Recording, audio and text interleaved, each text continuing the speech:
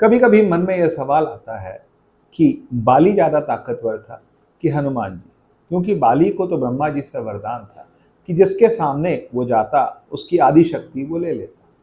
तो एक बार हनुमान जी बैठ करके तपस्या कर रहे थे, भगवान श्री राम के ध्यान में लीन थे। उसी समय आकर के बाली ने उन्हें ललकार लिया। अब ललकारा तो हनुमान जी को पता था कि जब भी मैं इसके सामने जाऊंगा तो ये मेरी शक्तियों की आदि शक्ति अपने में खींच लेगा। अब हुआ ये कि उन्होंने हनुमान जी ने ब्रह्मा जी से मंत्रणा की और ब्रह्मा जी ने उनसे कहा कि आप अपनी जो शक्तियां हैं उनका 10वां हिस्सा ही लेकर के जाना।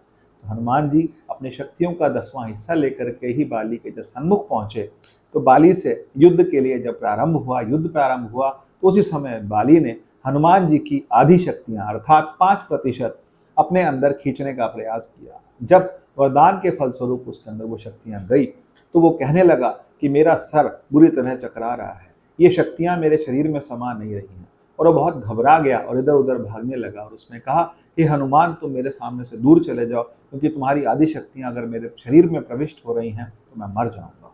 ऐसे में हनुमान जी उनसे दूर चले गए। तो यही बात है कि हनुमान जी की शक्तियां इतनी अधिक थी कि हनुमान जी की शक्तियों का 5% भी बाली बर्दाश्त नहीं कर पा रहा था और वो घबराने लगा। इसलिए हनुमान जी सदा से ही अतुलित बल धामम हैम शैलाभ देहम, इसीलिए कहा जाता है कि अतुलित बल के निधान है, ऐसा बल जो किसी में कभी था ही नहीं।